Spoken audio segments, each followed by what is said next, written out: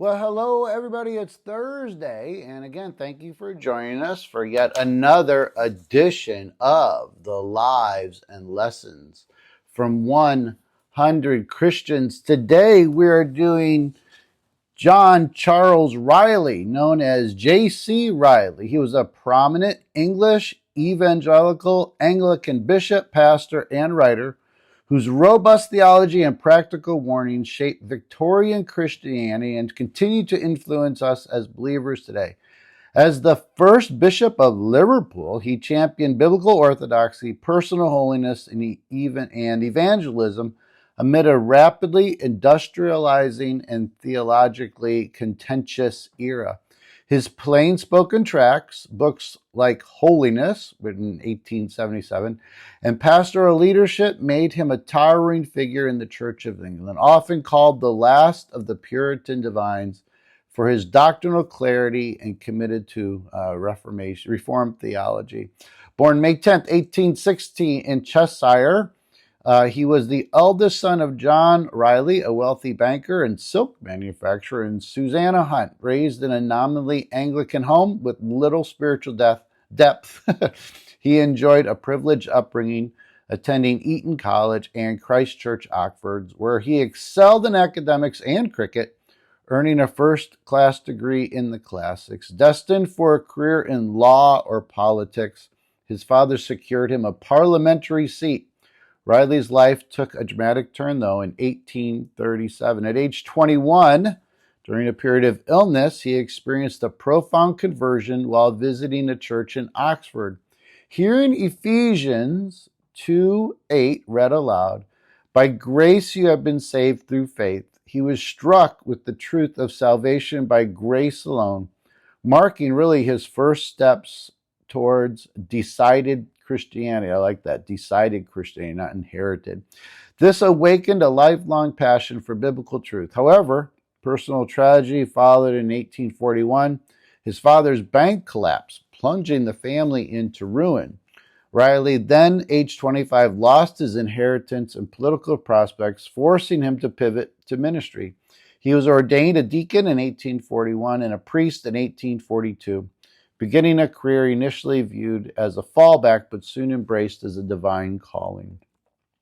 His pastoral career began in rural parishes, where he honed his preaching and writing. His straightforward, earnest sermons attracted large congregation, often laborers, as he addressed sin, salvation, and practical godliness with vivid illustrations. In 1861, he became the vicar of Stradbroke, Suffolk, and in 1872, Dean of Salisbury, though he declined the latter role to stay closer to his flock. His reputation as a defender of evangelical truth grew, particularly through tracts like Are You Born Again?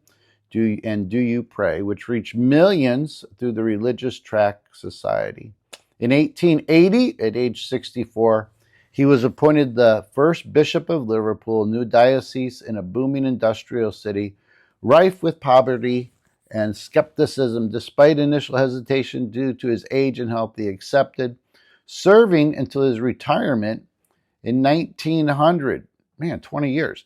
As bishop, he ordained 1,100 clergy, built 90 churches, and trained 700 lay workers, fostering a vibrant evangelical hub. He navigated tensions between high church ritualists and low church evangelicals. Isn't that interesting? Advocating unity without compromising doctrine. His opposition to ritualism, rooted in his belief that it obscured the gospel, sparked controversy, but also solidified his influence. His writings were his most enduring contribution. His book, Holiness, a response to the Keswick movement's perfectionism, emphasized sanctification as a lifelong pursuit of godliness through faith and effort, rooted in Reformed theology. His expository thoughts offered a verse-by-verse commentary on the Gospels, blending scholarship with practical application. He defended justification by faith alone while urging believers to live their creed through holy living. His tracts, written in a conversational style, address working class readers tackling issues like drunkenness, Sabbath keeping, oh boy, and eternal judgment. By 1900, over 12 million copies circulated globally, translated into all kinds of different languages. All right, some lessons we can learn. Clarity in communicating truth. Speak the gospel plainly, addressing real needs with biblical fidelity, avoiding jargon or compromise. I would say today it's church speak. What kind of words do we use that non-Christians wouldn't even understand? Holiness is a lifelong pursuit. True faith produces progressive sanctification. Strive for godliness without expecting perfection. The courage in defending doctrine. Stand firm for biblical truth, even when unpopular, to guard the church from error. Evangelism through practical love. Combine proclamation with compassion. Meet physical and spiritual needs to reflect Christ's heart. We're kind of talking about that in our sermon series on missional living. Resilience amid personal loss. Trust God through suffering. Trials refine faith and fuel ministry. And then Scripture as the supreme authority. Anchor your life in ministry in the Bible. It equips us for every good work. All right, that's it. Thanks so much. Take care. God bless. Have a great day.